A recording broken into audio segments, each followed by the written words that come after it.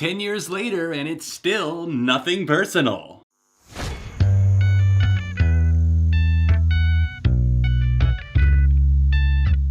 Hey neighbor, welcome back to ARTV. My name is John and it's time for a throwback that celebrates the 10th anniversary of the third studio album released in July of 2009 by the pop-punk band All Time Low. It's nothing personal.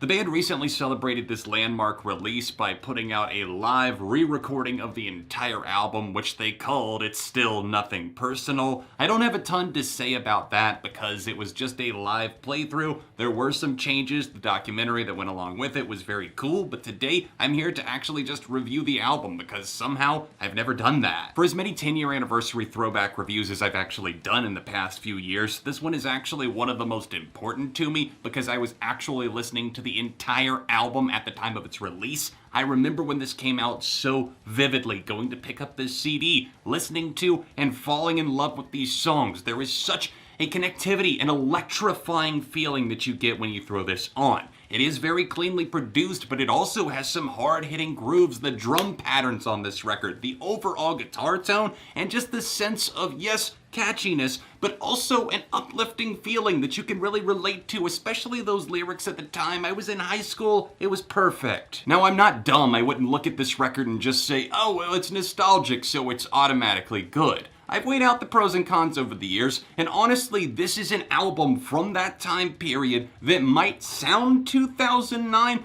but it transcends it in the sense that it still holds up.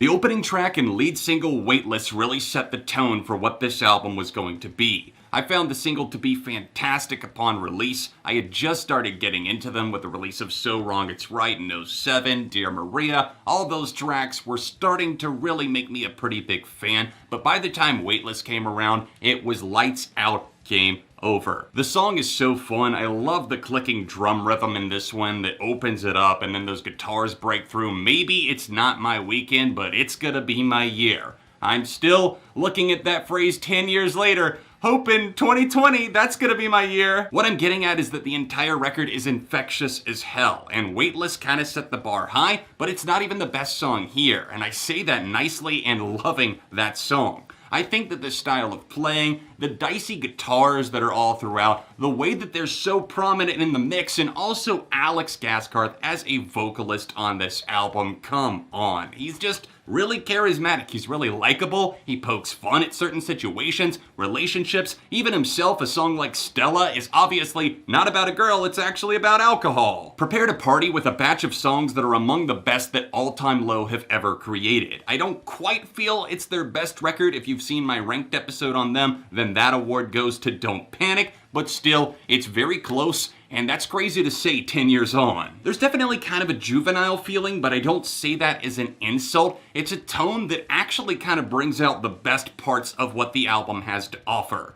If you're able to just kind of check out a little bit to let yourself go, it's like listening to early Blink stuff. We know that the lyrics aren't always incredible, but that shouldn't hold you back from getting something from the experience.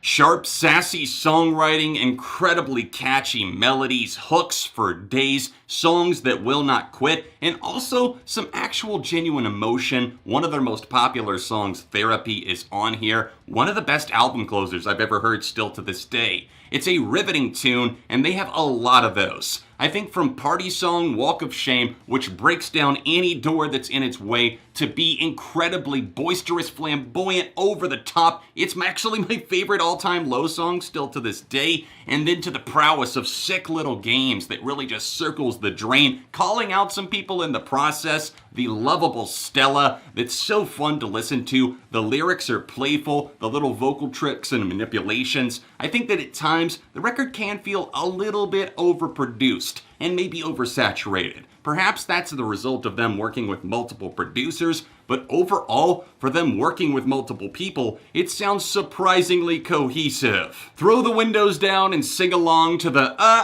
ohs of damned if I do ya, damned if I don't. Dance your ass off to Lost in Stereo, or even some of these cuts that still continue to be underrated to this day like Walls. That deserves your attention too. I think it's a really nice and kind of cute relationship track. Maybe that's just me being a little sappy, and I know it's cheesy, but I cannot help but point that out as one of All Time Low's best songs, and it needs more love. Now, on the notion of love, I have to share a little memory surrounding the first track on this album outside of Weightless that I really fell in love with, and that was Break Your Little Heart. My friends and I were obsessed with this track. Summer of '09, it didn't even matter. That was a profile song for all of us on MySpace. That was the one that we were cruising to. I had just gotten my first ever car, so this was the soundtrack of Sweet Summer Bliss, and I'm eternally grateful. It's a fun and kind of middle finger type song. I'm gonna break your little heart in two. I love the vocals and the chomping rhythm section of this tune so damn much. So damn much? Did I say that? I think I just jinxed things. Knock on wood, guys. Sorry, but Too Much is the only song that I haven't really mentioned by name,